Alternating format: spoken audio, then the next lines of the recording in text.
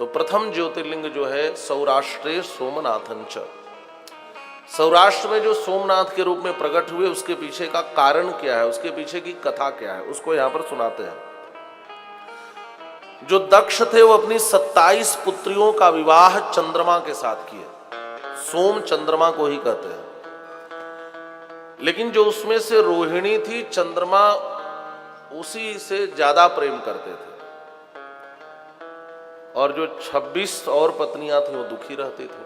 और स्वाभाविक भी है, आपने इतना विवाह किया है तो सबको बराबर आदर, बराबर सम्मान, बराबर समय देना चाहिए।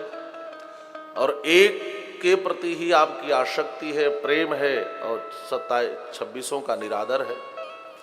और दुखी बेटियां अपने पिता के घर लौटी, अपने पिता दक्ष से कहा कि आपने उनके साथ हमारा विवाह कर दिया है, लेकिन हमारा दाम्पत्य जीवन बिल्कुल सुखमय नहीं है, हम सब रोती रहती हैं। और यदि दुख मिले पति के घर में तो बेटी रोने कहां जाएगी, पिता के पास ही आती है। तो दक्ष ने समझाया चंद्रमा को कि ऐसा मत करो, देखो ये सब तुम्हारी पत्नियां हैं, सबको बराबर सम्मान दो, बराबर आदर दो। लेकिन चंद्रमा सुधरे नहीं, चंद्रमा में कोई सुधार नहीं हुआ। और चंद्रमा की कुछ और त्रुटियों का, कुछ और गलतियों का यहां वर्णन है। चंद्रमा ने बृहस्पति की पत्नी का ही अपहरण कर लिया था, अपने साथ रखा था। महाराज कहते हैं ना लोग कि चंद्रमा में भी कलंक है, आप विचार करो। और फिर बृहस्पति ने कहा कि भाई मैं इस अब स्वीकार नहीं करूंगा, बहुत समझाया गया तो उन्होंने कहा नहीं स्वीकार नहीं करूंगा, यह जो गर्भवती है इस गर्भ का त्याग करे तब स्वीकार करूंगा। तो चंद्रमा की एक गलती यह भी थी, चंद्रमा के साथ कोई खड़ा नहीं हुआ। दक्ष को बड़ा बुरा लगा, ब्याहता पत्नियों पर ध्यान नहीं दे रहा है और ये सब ऐसा कर रहा है। दुखी होकर के दक्ष ने इस चंद्रमा को श्राप दिया, जाओ तुम्हें क्षय रोग हो जाए।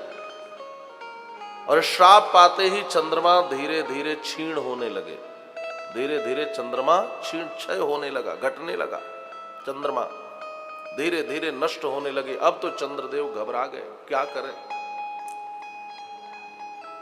तब वहीं पर जहां पर अभी सोमनाथ भगवान हैं, वहां पर जाकर के चंद्रमा ने 10 करोड़ महामृत्युंजय मंत्र का जप किया।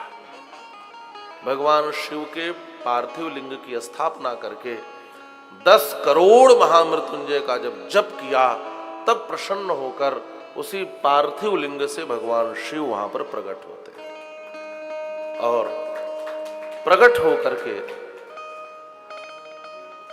चंद्रमा से कहते हैं सुनो, एक क्षय रोग तो हमेशा के लिए समाप्त नहीं होगा। हमने हमारी इतनी आराधना की है, चूंकि इसके पीछे तुम्हारी त्रुटियां भी हैं, लेकिन तुमने इतनी आराधना की है तो एक कार्य करता हूं, तुम एक पक्ष में घटोगे और एक पक्ष में बढ़ोगे। तो आप देखते होंगे कृष्ण पक्ष में धीरे धीरे घट जाते हैं, रोज घटते हैं, रोज कम होते जाते हैं, फिर रेखा सी दिखती है केवल, और फिर अमावस्या को हम लोगों को तो बिल्कुल नहीं दिखाई देते, लेकिन अस्तित्व रहता है, और फिर शुक्ल पक्ष में बढ़ने लगते हैं। तो भगवान शिव ने ऐसा आशीर्वाद दिया और इस प्रकार से सोमेश्वर की स्थापना वहां पर चंद्रमा ने की है, और उनके दर्शन से हर प्रकार के रोग का नाश हो जाता है। बोलिए सोमनाथेश्वर भगवान की।